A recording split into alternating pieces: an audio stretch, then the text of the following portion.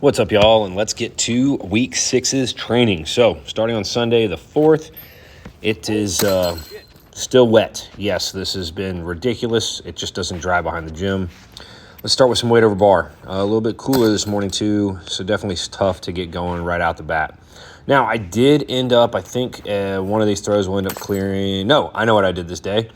This is like 13.3, I think. I used a different base that I have. I have like 2 different bases for the Wob Tower. And I went out and I threw, I think it was this was only like 12.3. And I cleared like 8 in a row. And I was like, okay, good enough. And it actually wasn't very high, which is kind of funny. But hey, I guess consistently I'll take it, even though it's only 12 for yours truly.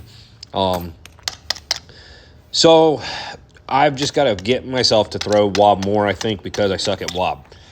And or just get stupid strong, and hopefully it helps better. So I remember throwing weights after this and watching them, and I'm like, man, something was off on this day. And I think if you listen, and I posted my feet, I don't know, with me voiceovering this, I don't know how much you'll hear it. Obviously the wetness, my timing was off on this day. Trying to push when that turf was wet. I eventually, one of these weeks, redo my turf, which was a saving grace. But these actually don't look terrible. I'm really not getting around on my first turn on this day, and it's something I've worked on, and it's gotten a little bit better since taking these videos and throwing on this day. But it wasn't terrible. So I've tried to do something different this year, and that is throwing the 2 turns before I throw 1 turns. So it's I did 6 fulls and 2 1-turns on this. That one went terrible. I just suck at 1-turns with the heavyweight. I just can't get it going, I feel like. And I'm not going to worry about it too much. So moved on to the lightweights here. And I can see on that one. I played with my orbit today on the lightweights a little bit. I was almost trying to flatten out my first turn. I don't know why I left this part. And so I flattened out my first turn. I was getting a little too steep. And still it drifts, and then that one hung in the strap a little bit. Still went decent. But nothing amazing on this day in terms of distances, and there I'm still hanging in the strap. Definitely getting frustrated.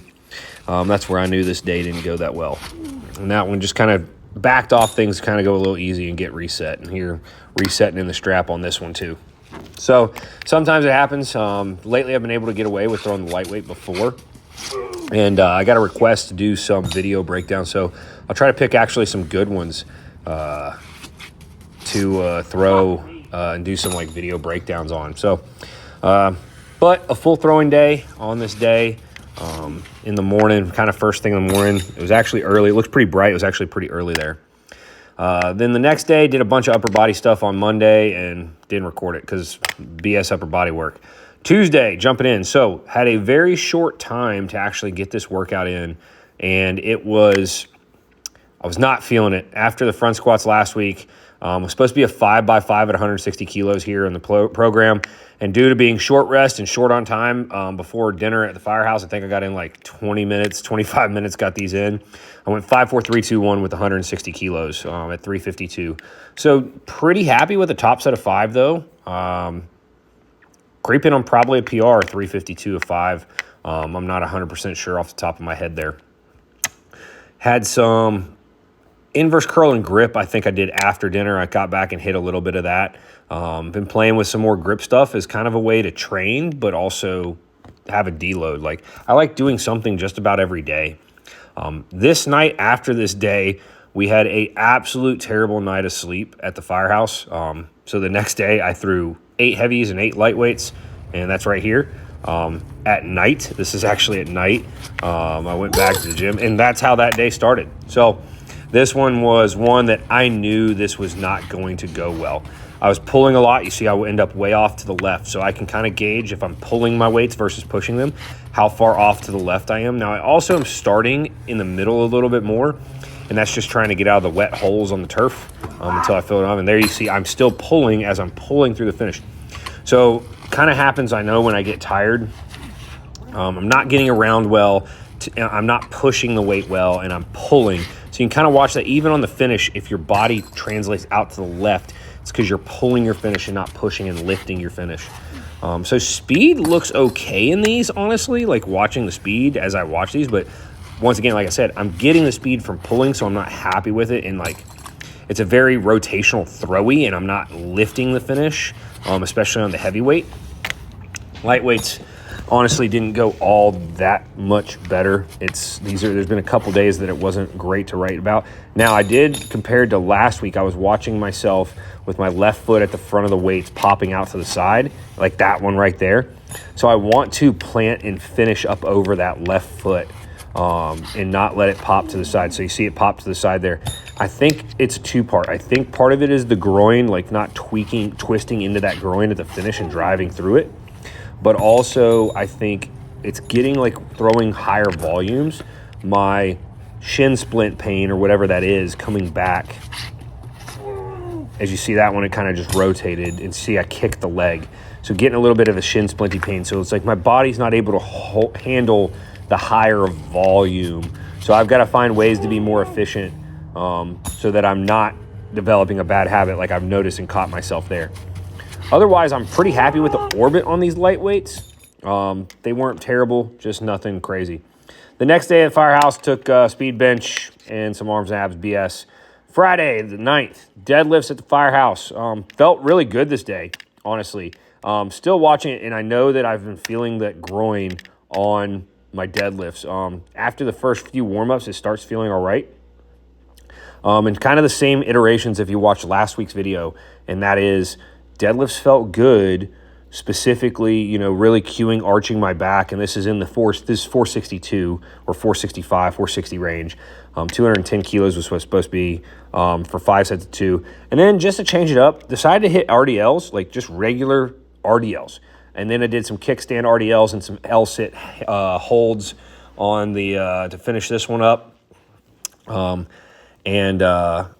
It was kind of like my hamstrings were actually pretty smoked at the end of this. I sped up the kickstand, so where it's like kind of like a one-leg RDL, just kind of kick your one leg back. I sped this up and trying to keep all the weight in the one leg. That's kind of all I did that day. Hit the hamstrings a little bit in an L-sit hold. Trying to hang an L-sit hold, working abs a little bit to kind of counteract the low back. So if you work your low, like I think I can relieve some low back tension by hitting my lower abs. Here's a good, pretty decent day.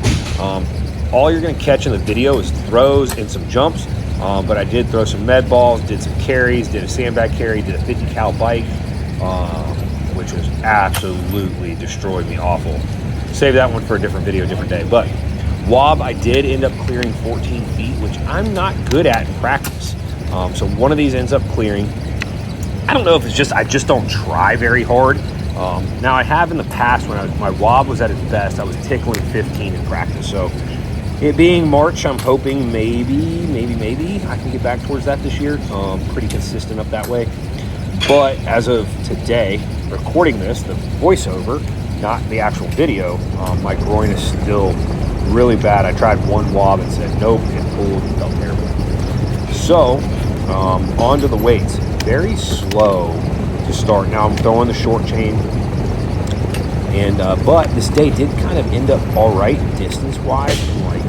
I was kind of okay with where things were at perspective. I didn't have that cone out there. I can't remember if I was throwing anything related to it. I don't think so.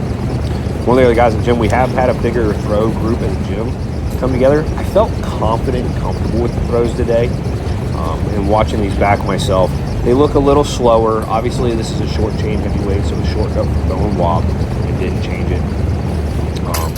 And I've been leaving more bad ones in there because it's not all sunshine and roses. But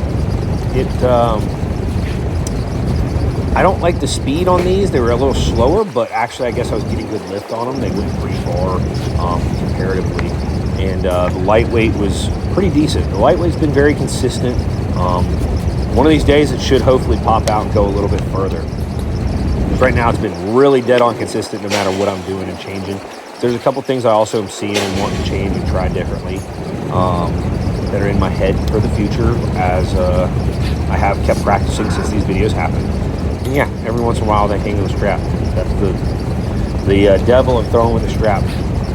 And I took some feedback from some guys about trying to get some edited videos out. And this is going to be the last thing of the video. It was a challenge from Cody to do a 6-jump broad jump. And I inched out Cody's jump, I think, by 6 inches. I think I went 53.6 with 6 broad jumps. So if you try it, challenge it. Let me know what you get. I'm not a best jumper, but it was a challenge. It was fun. So see you next week.